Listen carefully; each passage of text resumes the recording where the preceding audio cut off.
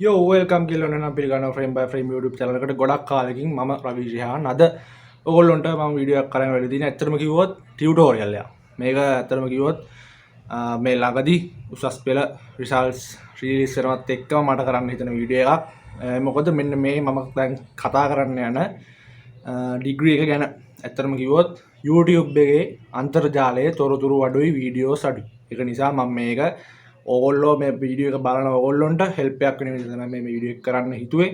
ඇත්තටම කිව්වොත් මුලින්ම කියන්න ඕන කන්ග්‍රැට්ස් ඕගොල්ලෝ දැන් මේ වීඩියෝ එක බලනවායි කියන්නේ ඕගොල්ලෝ A level results ඇවිල්ලා ඕගොල්ලෝ විශ්වවිද්‍යාලේ යන්න සුදුසුකම් ලබලා තියෙනවා කියලා තමයි මම හිතන්නේ. අනිවාර්යයෙන්ම ඕගොල්ලෝ මොන අවුරුද්දක හෝ වේවා කන්ග්‍රැචුලේෂන්ස් ඕගොල්ලෝ දැනටමත් විශ්වවිද්‍යාල වරම් ලැබපු ශිෂ්‍යයක් හෝ ශිෂ්‍යාවක් හෝ කවුරු හරි තමයි දැන් මේ වීඩියෝ එක බලන්නේ. හරි.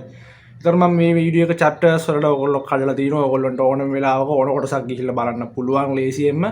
අපි මුලින්ම කතා කරන්න ඕනේ මේ කෝස් එක මොකක්ද? සිනමා හා රූපවාහිනී අධ්‍යයනය කියන කෝස් එක ගැන මොකක්ද කියලා අපි කතා කරන්න ඕන. එහෙනම් අපි ඉක්මනට වීඩියෝ එක පටන් ගමු. වීඩියෝ එකට යමු.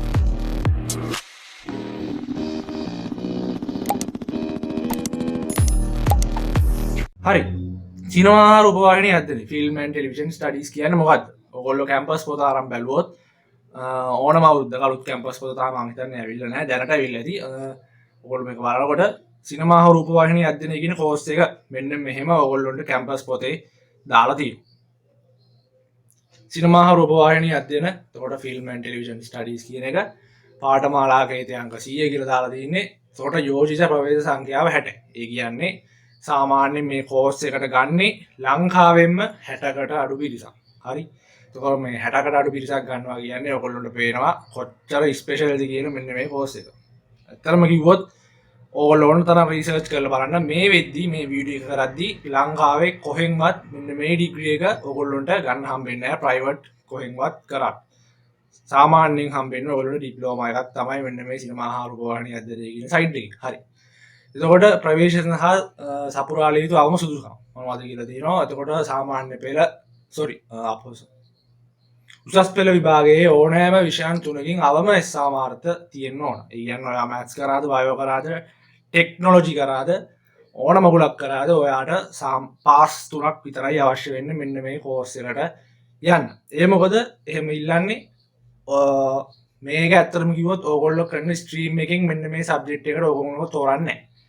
ඕගොල්ලෝ මොකක් කරත් ඕගොල්ලොන්ගේ නෙමෙයි ඕනම එක්කෙනෙක්ගේ ඇතුලේ ඇඟේ කලාව කියන එක තියෙනවා.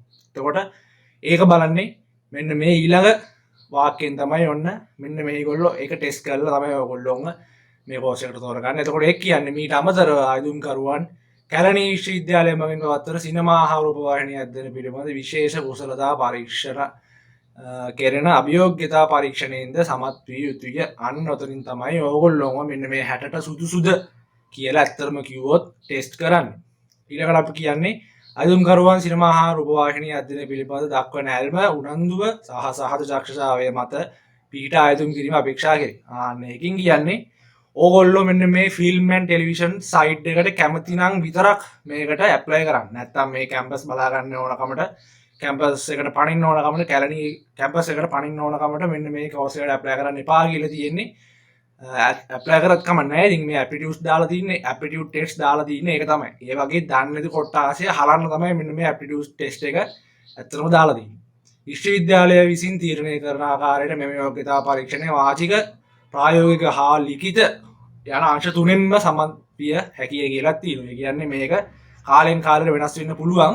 හැබැයි අනිවාර්යයෙන්ම මේ තුන අනිවාර්යයෙන්ම ඔයගොල්ලන්ට බලා ගන්න පුළුවන් වෙනවා. ඒක කියන්නේ මෙන්න මේ ටෙස්ට් වලින්. එතකොට යෝග්‍යතා පරීක්ෂණයේ තියෙනවා. එතකොට ඇප්ටිටියුඩ් ටෙස්ට් එක කියන්නේ. එතකොට ප්‍රායෝගික පරීක්ෂණය. එතකොට ඉන්ටර්විව් තියෙන්න පුළුවන් ඔයගොල්ලන්ට. ලිඛිත ලියන්නත් තියෙන්න පුළුවන් කියලා තමයි මෙතනින් කියන්නේ. එතකොට ඔන්න යටින් දාලා තියෙනවා විස්තර කෙටියෙන්. ඔයගොල්ලන්ට හම්බෙන්නේ ශාස්ත්‍රවේදී ගෞරව සිනමා හා රූපවාහිනී අධ්‍යයනය කියන කෝස් එකක්. එතකොට BS Honours in Film and Television Studies කියන ඔයගොල්ලන්ට ඩිග්‍රී ඔයගොල්ලන්ට හම්බ වෙනවා. කැලණි විශ්වවිද්‍යාලයෙන් තමයි මේක පවත්වන්නේ. එතකොට the one and only Kelani university එකේ. එතකොට වෙන කොහෙවත් මේ කෝස් එක ඔයගොල්ලන්ට බලා ගන්න හම්බෙන්නේ නැහැ. පාඨමාලා කාලය අවුරුදු 4ක්.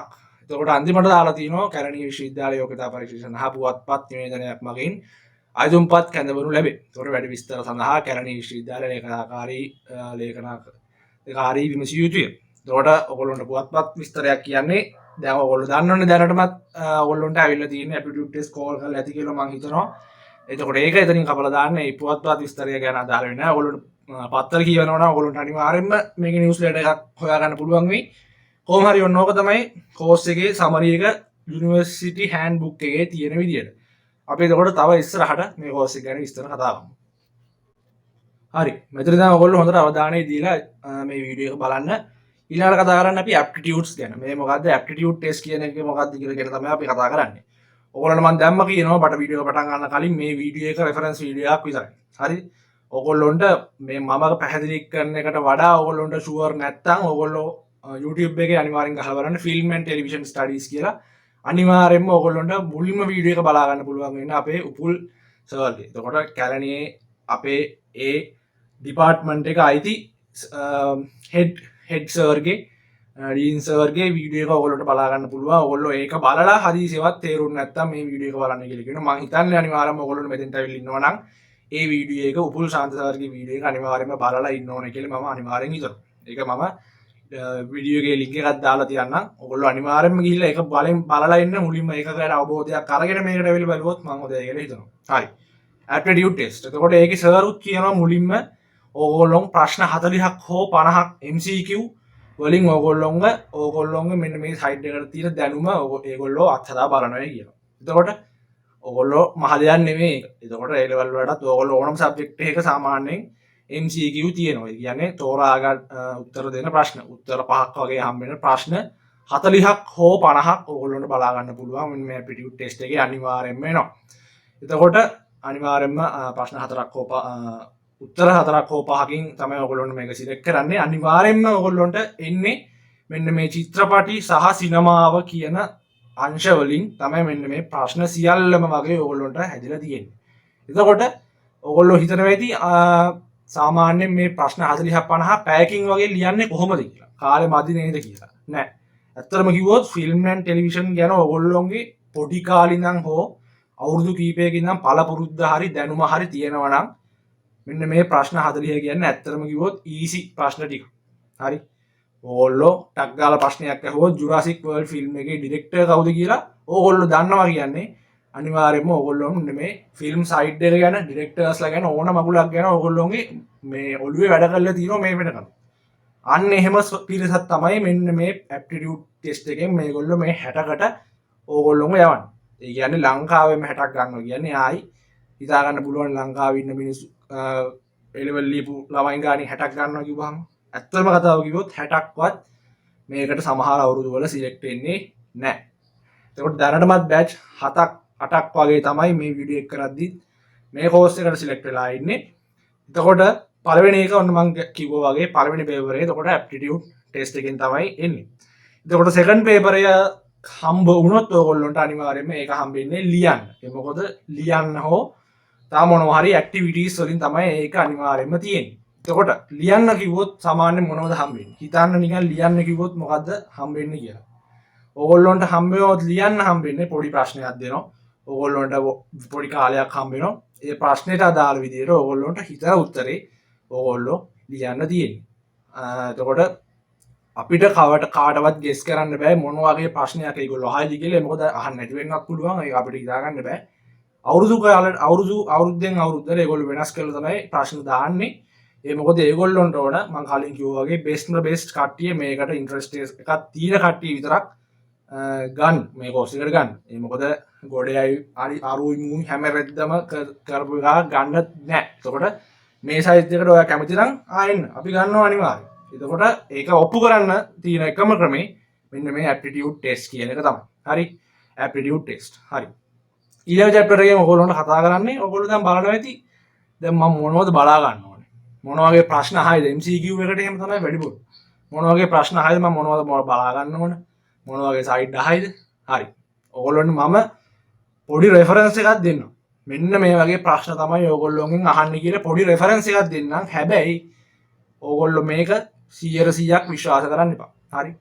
මේකේ තියෙන ප්‍රශ්න මේ විදියටම කවදාවත් එන්නේ නැහැ. මේ විදියටම කවදාවත් ඒගොල්ලෝ දෙන්නෙත් නැහැ.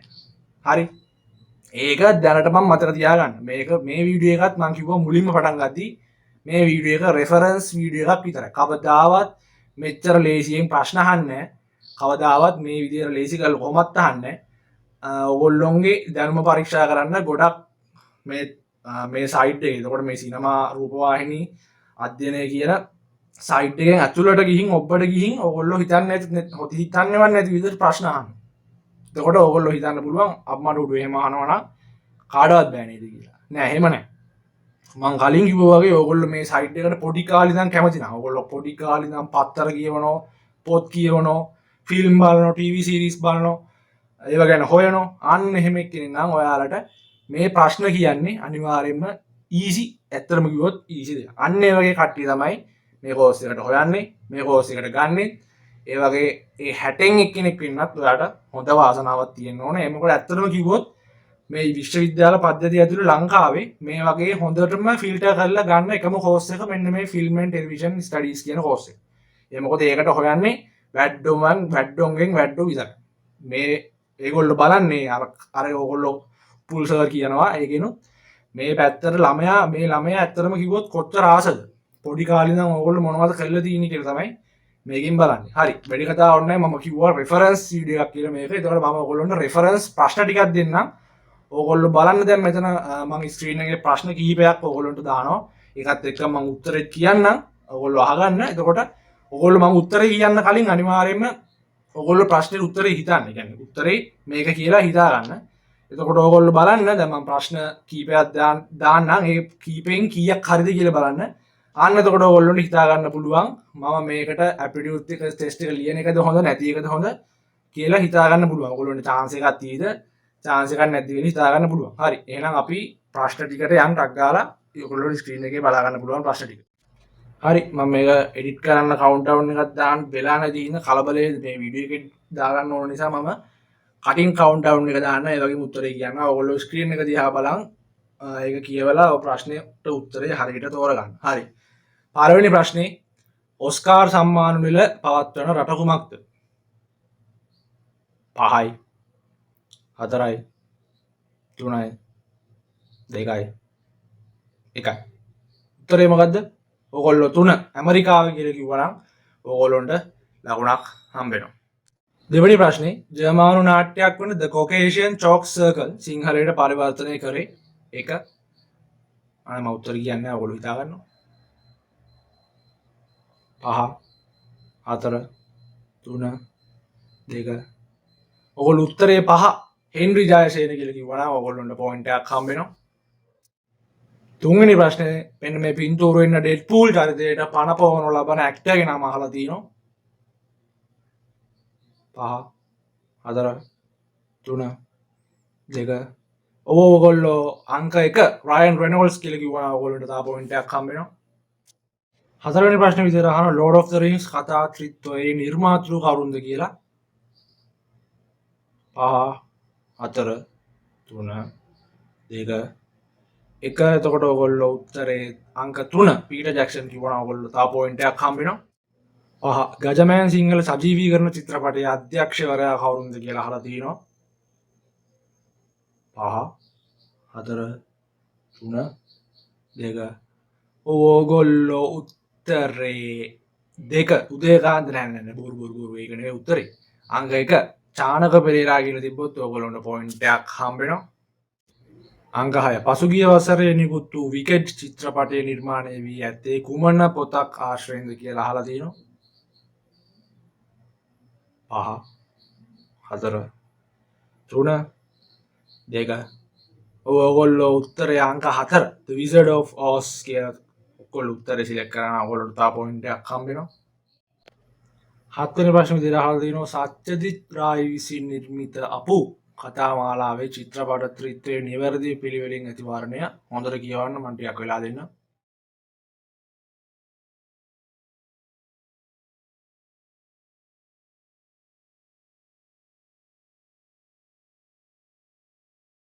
පහ 4 3 2 ඕගොල්ලෝ උත්තරේ අංක 2 පාත්‍ර පංචාලි අපරාධිතෝ අපූර් සංසාර කියන උත්තරේ ඔයගොල්ලෝ සිලෙක්ට් කරගත්තා නම් ඔයගොල්ලෝ තව පොයින්ට් එකක් හම්බ වෙනවා. අටවෙනි ප්‍රශ්න විදිහට ශ්‍රී ලංකාවේ විකාශය වූ ප්‍රථම රූපවාහිනී නාට්‍ය මොකක්ද කියලා අහලා තියෙනවා. 5 4 3 2 ඕගොල්ලෝ අංක 3 දිමුතු මුතු කිව්වනම් ඕගොල්ලන්ට තව පොයින්ට් එකක් හම්බ වෙනවා.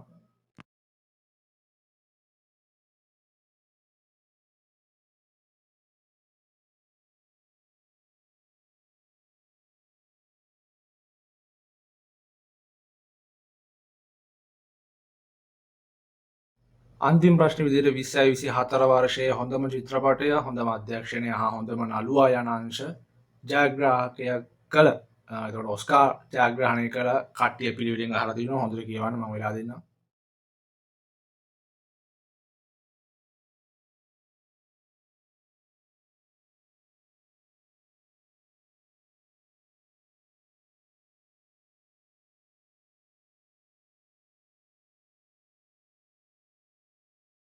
පහ 4 3 2 ඕගොල්ලෝ උත්තරය අංක 4 ඕපන්හයිමර්, ක්‍රිස්ටෝෆර් නෝලන්, කිලියන් මර්ෆි කියන උත්තරේ සිලෙක්ට් කරගත්තා නම් ඕගොල්ලොන්ට තවත් පොයින්ට් එකක් ගන්න පුළුවන්. හරි එහෙනම් වෙල්කම් බෑක්.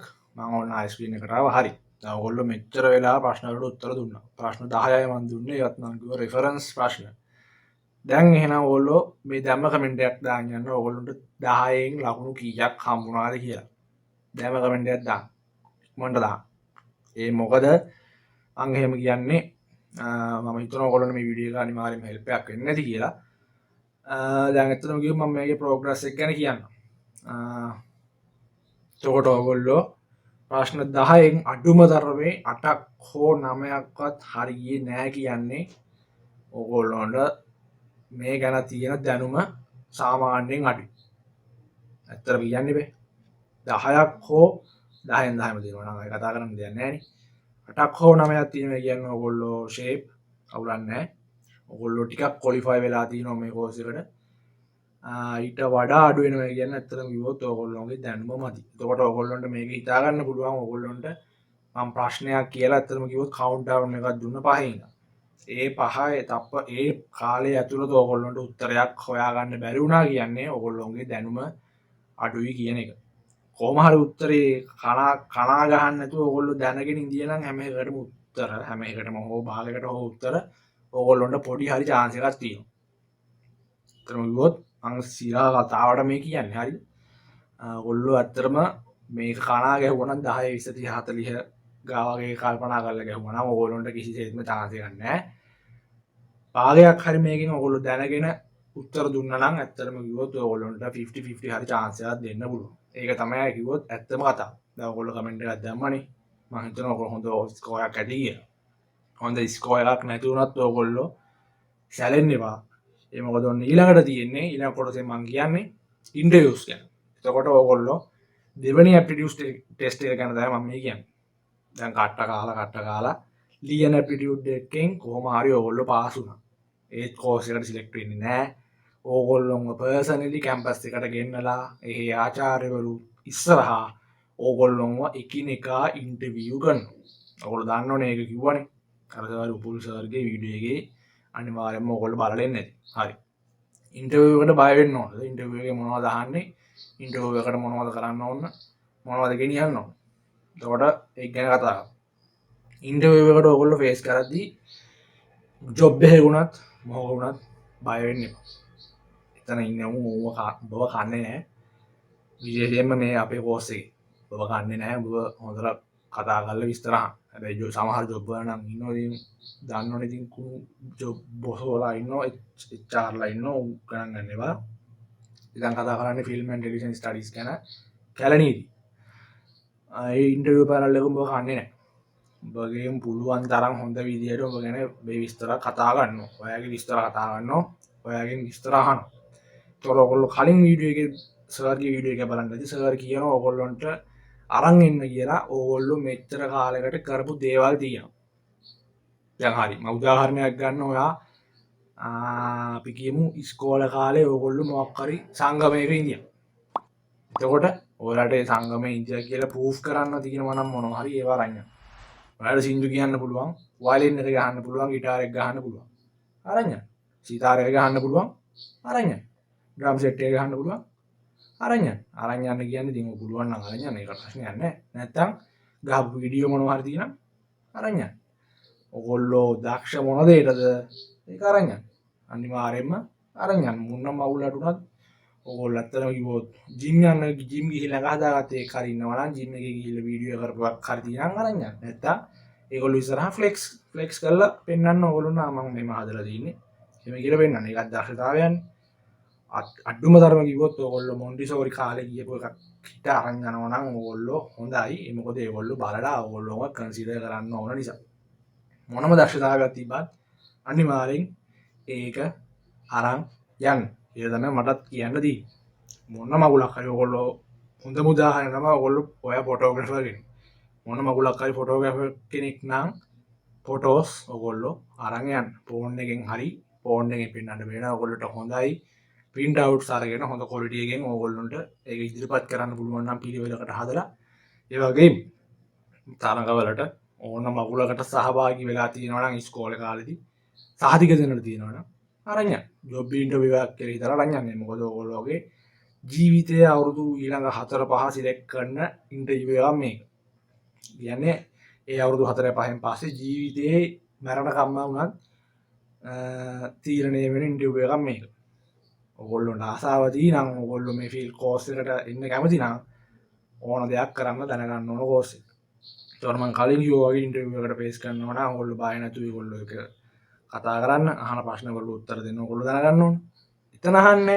එතන අහන්නේ අර ඇකඩමික් සීන්. හරි. දැන් මම කලින් අර ප්‍රශ්න අහුවා වගේ එතන අහන්නේ ඩෙඩ්පූල් එකේ නළුව කවුද? ලෝඩ් ඔෆ් රින්ග්ස් එකේ ඩිරෙක්ටර් කවුද? ඒව අහන්නේ.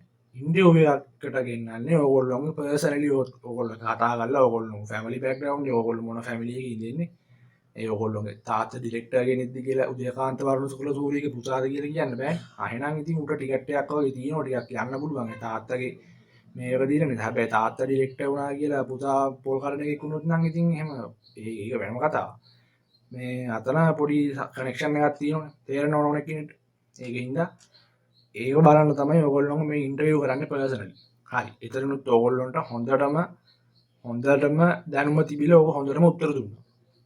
ඒත් ඔයගොල්ලෝ කෝස් එකට සිලෙක්ට් වෙන්න නැති වෙන්න පුළුවන්. ඒ එහෙම නැති වෙන්න හේතු තමයි එක්ක ඔයාගේ සෙට් එකට. එක්ක ඔයාගේ UGC එකෙන් සිලෙක්ට් වෙලා නැහැ. ඒ මොකද ඉන්ටර්විව් එකෙන් කරන්නේ ඒගොල්ලෝ සැලකිය යුතු ලකුණක් දාලා UGC එකට ලිස්ට් එක යවන එක විතරයි කරන්නේ. සාමාන්‍යයෙන් ඇප්ටිටියුඩ් ටෙස්ට් එකටත් ළමයි අඩුම තරමේ 1500ක් හෝ 2000ක් එනවා. ඒ 2000න් සාමාන්‍යයෙන් ඉන්ටර්විව්ස් වලට ගන්නෙ 300ක් හෝ 400ක් වගේ ළමයි. එතකොට එතරම් පර ගානක් කවලා ඉවරයිනේ. ඒ කපපු 300 නුත් 400 නුත් 60යි කෝස් එකට ස්ථීර වශයෙන් ගන්න. එතකොට හිතා ගන්න පුළුවන් කැපිල්ල කොයි තරම්ද කියලා. ඒ කැපිල්ලට අහු වෙන වීඩියෝ ඔයගොල්ලෝ ඉන්න නම් අර කිව්වන් කලින් කිව්වා වගේ පොඩි කාලේ ඉඳන්ම ඔයගොල්ලෝගේ ඇඟේ තියෙන්න ඕන ෆිල්ම් එකක්. මෙන්න මෙතනින් නහරයක් කැපුවත් ෆිල්ම් එකක් එළියට පනින විදියට ඔයගොල්ලෝගේ දැනුම සහ හැකියාව මොලේ තියෙන්න ඕන. ඇත්තටම කිව්වොත් මේ කෝස් එකට එන්න. සාමාන්‍ය හිතන හැමෝටම එහෙම වෙන්න ඕනේ නැහැ. කොහොම හරි ඔයගොල්ලන්ට ඒ වගේ පැත්තට දක්ෂතාවයක් තියෙනවා. ඔයගොල්ලන්ට 50-50 chance එකක් තියෙනවා කියලා කියන්න පුළුවන්. හරි. මම හිතනවා මම ඉන්ටර්විව් එක ගැන ඔයගොල්ලන්ට පැහැදිලිව විස්තර කියන්න ඇති කියලා. ආයෙ කියනවා ඔයගොල්ලන්ට ඒගොල්ලෝ ඉස්සරහා හරියට කතා කරන්න හොඳට කතා කරන්න. ඒගොල්ලොත් උපරිම ෆ්‍රෙන්ඩ්ලි විදියට ඔයගොල්ලොත් එක්ක කතා කරනවා. ඔයගොල්ලෝ ඉස්සරහනවා. ඔයගොල්ලොත් බොරු නොකිය ඇත්ත කියන්නේ ඉතින්. එතකොට ඔයගොල්ලන්ට බලා ගන්න පුළුවන් chance එකක් තියෙනවා නේ. ඔයගොල්ලෝ අනිවාර්යයෙන්ම සිලෙක්ට් වෙනවා බය වෙන්න එපා. ඉන්ටර්විව් එකට හොඳට ෆේස් කරන්න. එතකොට good luck කියලා කියන්න පුළුවන්. වීඩියෝ එක ඉවර නෑ. ඊළඟට කතා කරන්න ඕනේ ගොඩක් ලොකු ප්‍රශ්නයක් පාස් පේපර්ස් කොහෙන්ද ගන්න පුළුවන් මෙන්න මේ කෝස් එකේ. මම දැම්ම කියන්නේ උඹේ මූණට බලන් ඇස් දෙක බලන් මේ කෝස් එකේ පාස්ට් පේපර් කියලා එකක් හඳේවත් නැහැ. හරි. පාස්ට් පේපර් කියලා එකක් හඳේවත් නැහැ. තේරුණානේ කියන්නේ? හඳේවත් නැහැ කියන්නේ කොහේවත් මොකෙක් ළඟවත් පාස් පේපර් හොයාගන්න නැහැ. ඇයි හේතුව? කවදාවත් මේගොල්ලෝ පාස් පේපර් එකක් එළියට දාන්නේ නැහැ. ඒ මොකද ඒගොල්ලොන්ට අවශ්‍ය වෙන්නේ නැහැ කටපාඩම් කරන් ඇවිල්ලා උත්තර ලියලා මෙතන සිලෙක්ට් වෙන එකෙක්. එහෙම එකෙක් ඉඳියත් ඌ කැපෙනවා ඉන්ටර්විව් එකෙන්. ඒ මොකද ඌගේ බෑග්ග්‍රවුන්ඩ් එක අර වගේ සීන් වලින් අදාළ නොවන එකෙක් නම් ඌ අනිවාර්යයෙන්ම කැපෙනවා. ඒක තමයි ස්පෙෂල්ම හේතුව මේකෙන් පාස් පේපර්ස් එලියට නොයන්න හොයලා බලන්න ඕන තරම් පාස් පේපර් කියන එකක් මේ කෝස් එකේ නෑ. අනිත් හැම කෝස් එකම තිබ්බත් මේ කෝස් එකේ ඕගොල්ලොන්ට හම්බෙන්නේ නෑ පාස් පේපර් කවදාවත්. තව එකක් ඕගොල්ලොන්ට මම කියන්න ඕන. මේක ඇත්තටම කිව්වොත් මම මේක මේ මගේ පැත්තෙන් දකින්න ඉතින් කියන්නේ ඕගොල්ලොන්ට බොහොමයක් හම්බේ ක්ලාස්. මේ කෝස් එකට අදාළ ඇප්ටිටියුඩ් ටෙස්ට් යන ක්ලාස් හම්බේ ඕගොල්ලොන්ට. ඇත්තටම කිව්වොත් ඒ ක්ලාස් වලිනුත් ඕගොල්ලොන්ට පාස් පේපර් නම් ජීවිතේට හම්බෙන්නේ නැහැ. හම්බුනොත් හම්බෙන්නේ ඕගොල්ලොන්ට ආදර්ශ ප්‍රශ්න පත්‍රයක් තමයි. ඒ කියන්නේ අනුමාන කරලා දැන් මම ඔයගොල්ලෝ රෙෆරන්ස් ප්‍රශ්න ටිකක් දුන්නේ. ආන්න ඒ වගේ ටිකක් ඕගොල්ලොන්ට කළා හම්බෙයි අනිවාර්යෙන්ම. ඉතින් ඕගොල්ලෝ තීරණය කරන්න සල්ලි ගෙවලා එහෙම එකක් යනවා නම් ඕගොල්ලෝ කැමති නම් යන්න මම එපා කියන්නේ නැහැ කවදාවත්. ඕගොල්ලෝ තා පොඩි දැනුමක් ගන්න කැමති නම් යන්න. හැබැයි මම හිතන්නේ නැහැ ඒක දැනුම ඇති වෙයි කියලා මේ ටෙස්ට් එක කරලා. ඔන්න මම කියන්නේ ඒක. මම එපා කියන්නේ යන්න. මම කියන්නේ ඒක එහෙම ඒක ටෙස්ට් ගිහිල්ලා වැඩක් නැහැ කියලා තමයි මම කියන්නේ.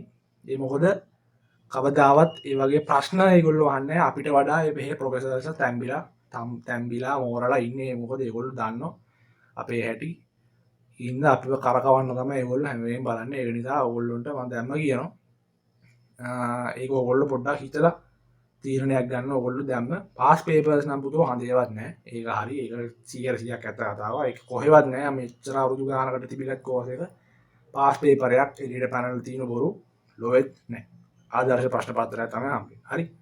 ඇත්තටම කිව්වොත් ඔන්න ඔය විස්තර තමයි මට කියන්න ඕන වෙලා තිබ්බේ. අර සර් නෝ කියන සයිඩ් එක ඔන්න මම මේ වීඩියෝ එකේ මම කිව්වා. මම හිතන්නේ නැහැ කවුරුවත් මේ වීඩියෝ එකක් කරලාද කියලා. එක්ස්පීරියන්ස් එකෙන් සහ ඕගොල්ලොන්ට දැනගන්න හින්දා තමයි මම මේ වීඩියෝ එක මේ ටියුටෝරියල් එකක් විදිහට මේ කෝස් එකේ විස්තර ගෙනාවේ. හරි. එහෙනම් මේ වීඩියෝ එක මෙතන නවත්වනවා. එහෙනම් හදවතින් මුදපවතුනෝ ඇප්ටිටියුඩ් ටෙස්ට් දෙකම සිලෙක්ට් වෙලා තේරිලා ඒ සියලුගෙන් පාස් වෙලා මේ කෝස් එකට එන්න පුළුවන් වෙන්න කියලා යන්න පුළුවන් වෙන්න කියලා ඕගොල්ලන්ට මම හදවතින්ම සුබපතනවා. දැනටමත් ඕගොල්ලෝ භාගයක් දුරයි වෙල්ලි වරයි. කන්ග්‍රැචුලේෂන්ස් එකට. එහෙනම් ඕගොල්ලෝ මේ විදියට මේ ෆුල් වීඩියෝ එක බලලා මේ විදියට ඔයගොල්ලෝ අනුගමනය කරන්න. ඕගොල්ලන්ට 50-50 හරි chance එකක් ගන්න තමයි මම මේ වීඩියෝ එක ඕගොල්ලන්ට දාන්නේ. එහෙනම් මම ඊළඟ වීඩියෝ එක හම්බ වෙනකන් ගිහින් එන්න. peace.